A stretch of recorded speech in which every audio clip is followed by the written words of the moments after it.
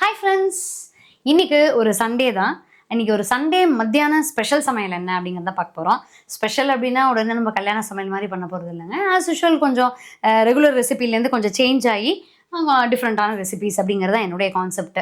அந்த வகையில் இன்னைக்கு வந்து என்ன மெனு, அதுக்கு நான் என்னென்னலாம் ரெடியாக எடுத்து வச்சுருக்கேன் அப்படிங்கிறத பார்த்துடலாம். இன்னைக்கு பார்த்தீங்க அப்படின்னா மஷ்ரூம் பிரியாணி பண்ணிக்கலாம்னு சொல்லிட்டு, ஸோ அதனால் ஒரு பாக்கெட் மஷ்ரூம் வச்சுருக்கேன். மஷ்ரூம் பிரியாணி நம்ம ஆஸ் யூஷுவல் சீரக சம்பா ரைஸில் தான் பண்ண போகிறோம். சீரக சம்பா தேவையான அளவுக்கு அது வந்து ஒரு மணி நேரமாக ஊறிட்டுருக்கு. இது கூட பேபிகார்ன் 65 பேபிகார்ன் ஃப்ரை பண்ணிக்கலாம்னு சொல்லிட்டு. ஸோ பேபிகார்ன் ஃப்ரை இதில் என்னென்னா, வாங்கும் போதே எனக்கும் அவருக்கும் வந்து ஒரு சின்ன கருத்து முரண். நான் ஒரு பாக்கெட் போடுன்னு சொன்னேன். இல்லை உடனே நீ என்ன செய்வ, நீ கொஞ்சம் சாப்பிடு, நீ இவ்வளோ கொஞ்சம் சாப்பிடுன்னு பிரிப்ப. அதெல்லாம் இல்லை, யாருக்கு எவ்வளோ வேணாலும் போட்டு சாப்பிட்ற அளவுக்கு குவான்டிட்டி இருக்கணும் அப்படின்னு சொல்லிட்டு இன்னொரு பாக்கெட் எடுத்துட்டாரு. சரி, ஓகே, கரெக்டு தான், அவர் சொன்ன விஷயம் கரெக்டு தான், பாக்கி இருந்தாலும் நைட்டு சாப்பிட்டுக்கலான்னு சொல்லிட்டு நானும் 2 பேக்கெட் எடுத்துகிட்டு வந்துட்டேன்.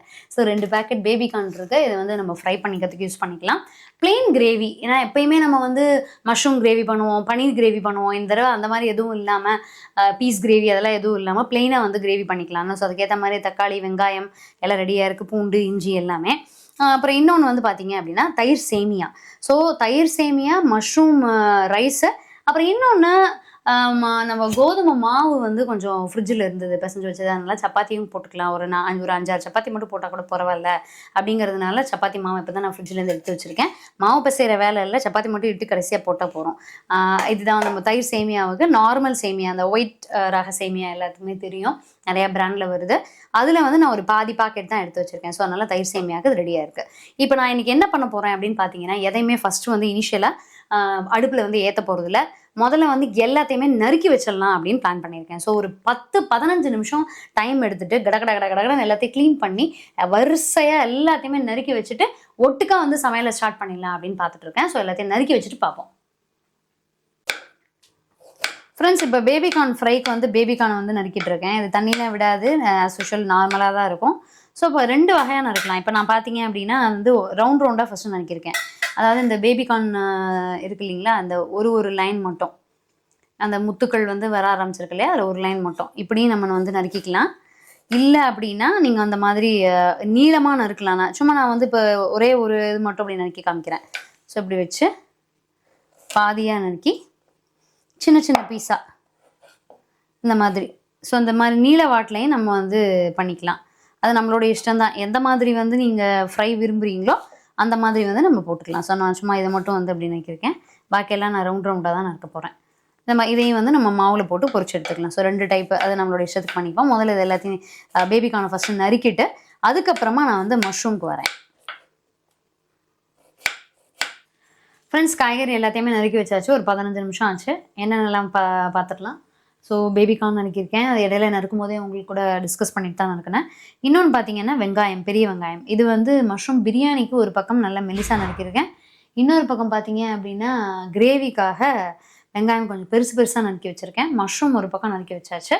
இங்கே வந்து தக்காளியும் பிரித்து நறுக்கியிருக்கேன். இது பார்த்தீங்கன்னா கிரேவிக்கு, இது வந்து பிரியாணிக்கும். அதுக்கப்புறம் இது அந்த பச்சை மிளகா, பூண்டு, இஞ்சி. ஆக்சுவலி இது எல்லாத்தையுமே வந்து மிக்சியில் போட்டு ஒரு அரைச்சிடலாம் அப்படின்னு பிளானு, பிரியாணிக்காக இருக்கக்கூடியதை. ஸோ எல்லா காய்கறிகளும் நறுக்கியாச்சு. இப்போ அடுப்பை வந்து நம்ம யூஸ் பண்ண ஆரம்பிச்சிடலாம். ஒரு பக்கம் மஷ்ரூமை போட்டு வதக்க ஆரம்பிச்சிடலாம் இந்த சைடு. அதுக்கப்புறம் இங்கே பார்த்தீங்கன்னா கிரேவிக்கு வதக்க ஆரம்பிச்சிடலாம். இந்த பக்கம் வந்து சேமியாவை வேக வைக்க ஆரம்பிச்சிடலாம். ஃப்ரெண்ட்ஸ், சேமியாவில் கொஞ்சம் உப்பு சேர்த்து லைட்டாக ஒரு 1/2 டீஸ்பூன் அளவுக்கு வெண்ணெய் போட்டிருக்கேன். அது பாட்டுக்கு வெந்துட்டுருக்கு. இந்த பக்கம் ஒரு வானலியில் நார்மல் ஆயில் விட்டு ஒரு 1/2 டீஸ்பூன் ஜீரகம், 1/2 டீஸ்பூன் சோம்பு, 1/4 டீஸ்பூன் கசூரி மேத்தி போட்டு கிரேவிக்காக பெருசாக நறுக்கி வச்சுருக்க வெங்காயத்தை வந்து அதில் சேர்த்து வதக்கிட்டு இருக்கேன். இந்த பக்கம் 2 டீஸ்பூன் அளவுக்கு பட்டர் போட்டு நறுக்கி வச்சுருந்த மஷ்ரூமை போட்டு வதக்கிட்டு இருக்கேன். மஷ்ரூம் நல்லா கோல்டனாக வதங்கினதுக்கப்புறமா அது தனியாக எடுத்து வச்சுட்டு பிரியாணிக்கு தேவையான எல்லா பொருட்களையும் வதக்க ஆரம்பிச்சிடலாம்.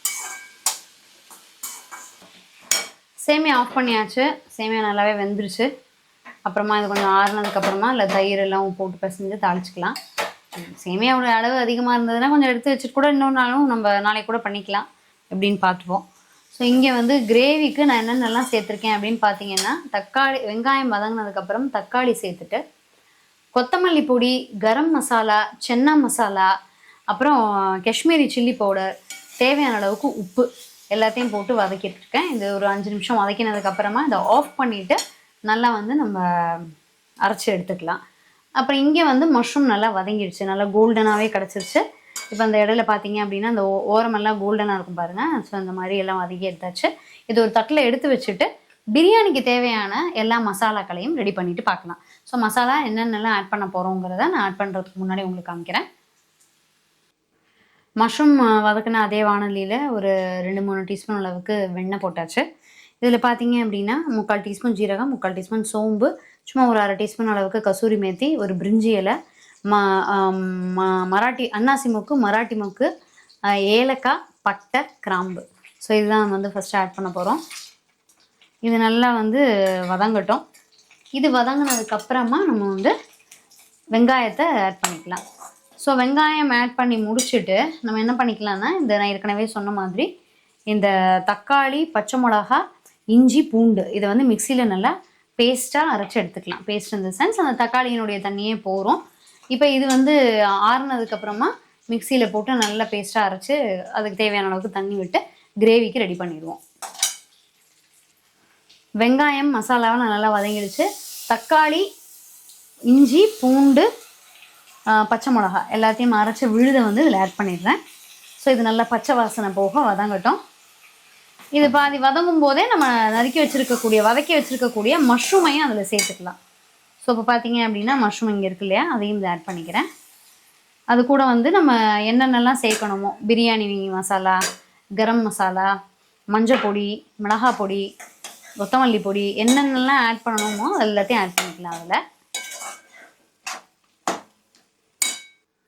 தண்ணி தேவையான அளவுக்கு விட்டாச்சு, உப்பு தேவையான அளவுக்கு போட்டாச்சு, கொத்தமல்லி தழை ஒரு 1/4 கைப்பிடி அளவுக்கு போட்டிருக்கேன். இப்போ வந்து சீரக சம்பா ஊற வச்ச அரிசியை வந்து தண்ணி எல்லாத்தையும் ஒட்ட வடிச்சிட்டு இதில் போட்டுருவோம். ஸோ நல்லா கொதி வரட்டும்.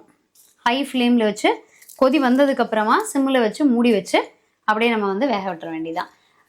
சீரக சம்பா 1 பங்கு அளவுக்கு அப்படின்னா நீங்கள் தண்ணி 2லேருந்து 2.25 பங்கு அளவுக்கு நமக்கு செலவழியும்.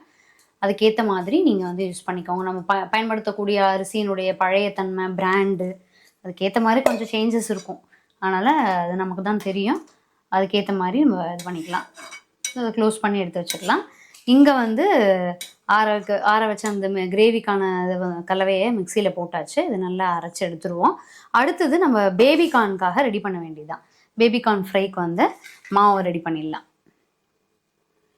பேபிகார்ன் ஃப்ரைக்கு பஜ்ஜி மாவு யூஸ் பண்ணியிருக்கேன். இங்கே நியர்லி வந்து ஒரு 100 கிராம் அளவுக்கு யூஸ் பண்ணியிருக்கேன். அதில் அதுக்கு வந்து தேவையான அளவுக்கு அதுலேயே இருக்கும். ஒரு 4 டீஸ்பூன் அளவுக்கு அரிசி மாவு, 2 டீஸ்பூன் அளவுக்கு மைதா மாவு, தேவையான அளவுக்கு உப்பு, அந்த பேபிகார்னுக்கு தேவையான அளவுக்கு உப்பு, இந்த அரிசி மாவு மைதா மாவுக்கு தேவையான அளவுக்கு இதில் போட்டாச்சு. கசூரி மேத்தி காஞ்ச வெந்தயில வந்து ஒரு 1/2 டீஸ்பூன் அளவுக்கு அப்படி போட்டிருக்கேன். இப்போ இதில் வந்து காஷ்மீரி சில்லி பவுடர் போட்டிருக்கேன். நல்ல கெட்டியாக நம்ம நிறையா தடவை பார்த்துருக்கோம். அந்த ஃப்ரை வந்து எந்த கன்சிஸ்டன்சியில் நான் வந்து அந்த மாவு பிசைகிறேன் அப்படின்னு சொல்லிட்டு நல்ல தளர்வான சப்பாத்தி மாவு மாதிரி இதை வந்து நம்ம பிசைஞ்சிடுவோம். அதுக்கு முன்னாடி இதை ஃபுல்லாக ட்ரையாக இருக்கும்போது நல்லா மிக்ஸ் பண்ணி விட்டுட்டு கொஞ்சமாக தண்ணி விட்டு நல்லா கொஞ்சம் மாவு வந்து சப்பாத்தி மாவுலேயே இன்னும் கொஞ்சம் தண்ணியாக இருந்தால் எப்படி இருக்கும் அந்த மாதிரி பிசைஞ்சால் போகிறோம். அப்போ தான் உங்களுக்கு போட்டு பொரிச்சு எடுக்கிறதுக்கு ஈஸியாக இருக்கும். ஃப்ரெண்ட்ஸ், பேபிகார்ன் வந்து ஒரு ஈடு எண்ணெயில் போட்டாச்சு, பொரிஞ்சிட்ருக்குது. கன்சிஸ்டன்சியோட பாக்கி இருக்கக்கூடிய பேபிகார்ன் பாருங்கள். இது தண்ணியெலாம் விடாது. அதனால் நீங்கள் வந்து நல்லாவே எல்லா பக்கமும் மிக்ஸ் ஆகிற மாதிரி போட்டு இப்படி வச்சுக்கலாம். நல்லா கோல்டனாக பொரிஞ்சதுக்கப்புறமா எடுத்துருவோம். இங்கே பக்கத்தில் பிரியாணியை வந்து ஆஃப் பண்ணிடலாம். இன்னும் வந்து இப்போ தான் ஆஃப் பண்ண போகிறேன். அடுப்பு இன்னும் எரிஞ்சிட்டு தான் இருக்குது. சூப்பராக பொலன்னு சீரக சம்பா ரைஸில் வாசனையாக நம்ம மஷ்ரூம் பிரியாணி வந்து ரெடி ஆகிடுச்சு. ஸோ இதை வந்து ஆஃப் பண்ணிடலாம், மூடி வச்சிடலாம். இப்போ இது 3/4 பங்கு நம்மளுடைய சேமியா ஆறிடுச்சு. அதனால் இதில் வந்து எவ்வளவு தயிர் சேர்க்கணுமோ, உடனே நம்ம சாப்பிட போகிறதுனால பால் சேர்க்க வேண்டிய அவசியம் இல்லை. தேவையான அளவுக்கு உப்பும் தயிரும் சேர்த்துக்கலாம். வெறுமனா நான் தாளித்து மட்டும் கொட்ட போகிறேன். அதாவது பெருங்காயம், கடுகு, கருவேப்பிலை அவ்வளோ மட்டும் தான் தாளித்து கொட்ட போகிறேன். வேறு எங்கள் வீட்டில் வந்து அவ்வளோவா அந்த வேறு எது சேர்த்தாலும் விரும்பி சாப்பிட்றதில்ல. அதனால் அதை மட்டும் சேர்த்துக்கலாம். ஸோ உங்களுக்கு வந்து இது பார்த்திங்கன்னா நல்ல பயங்கர கிறிஸ்பியாக சூப்பராக வருது. நல்ல டேஸ்டியாகவும் இருக்கும். ஒவ்வொரு வாரம், அதாவது மேக்ஸிமம் மாதத்தில் ஒரு 2 or 3 டைம்ஸ் வந்து நான் ஏதாவது ஒரு ஃப்ரை இந்த மாதிரி சண்டே பண்ணிடுவேன். ஸோ அது நல்லா கோல்டன் ஆனதுக்கப்புறமா எடுத்துகிட்டு அடுத்த இட போட்டுடலாம். ஃப்ரெண்ட்ஸ், ஃபைனலாக சப்பாத்தி வந்து போட்டு முடிச்சிடலாம் அப்படின்னு சொல்லிட்டு ஆல்ரெடி வந்து பிசைஞ்ச மாவுங்கிறதுனால டப்புன்னு நான் திரட்ட மட்டும் பண்ணால் போகிறோம். சப்பாத்தியை திரட்டி போட்டு எடுத்துடலாம். ஸோ இங்கே வந்து 2 ஈடு நம்ம ஃப்ரை வந்து போட்டு எடுத்தாச்சு. இப்போ கடைசி ஈடு அது வந்து பொரிஞ்சிட்டு இருக்கு. ஸோ இதை வந்து இதையும் வந்து எடுத்து போட்டுடலாம். ஸோ நம்மளுடைய ஃப்ரை வந்து ரெடி ஆகிடுச்சு. நல்லா கமகமான பிரியாணி ரெடி ஆகிடுச்சு.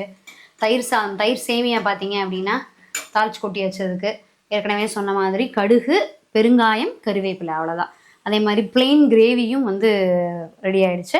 சப்பாத்தியை மட்டும் போட்டு எடுத்தால் நம்மளுடைய சண்டே ஸ்பெஷல் சமையல் வந்து ரெடி ஆகிடும். மேக்ஸிமம் இதுக்கு உங்களுக்கு வந்து ஒரு 1.25 மணி நேரம் வந்து தேவைப்படும், அவ்வளோதான். ஸோ அது போட்டு ஃபைனலாக எல்லா சப்பாத்தியையும் போட்டு எடுத்ததுக்கப்புறமா நம்ம பார்க்கலாம். சுட சுட சூப்பராக ரெடியாக இருக்கக்கூடிய மஷ்ரூம் பிரியாணி, அதுக்கு பெஸ்ட் காம்பினேஷனாக இருக்கக்கூடிய baby corn fry and plain gravy.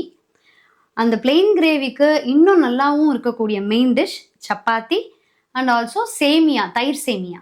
நம்மளுடைய ஸ்பெஷல் சண்டே லஞ்சு ஓரளவுக்கு ஸ்பெஷல் ரெடி ஆயிடுச்சு.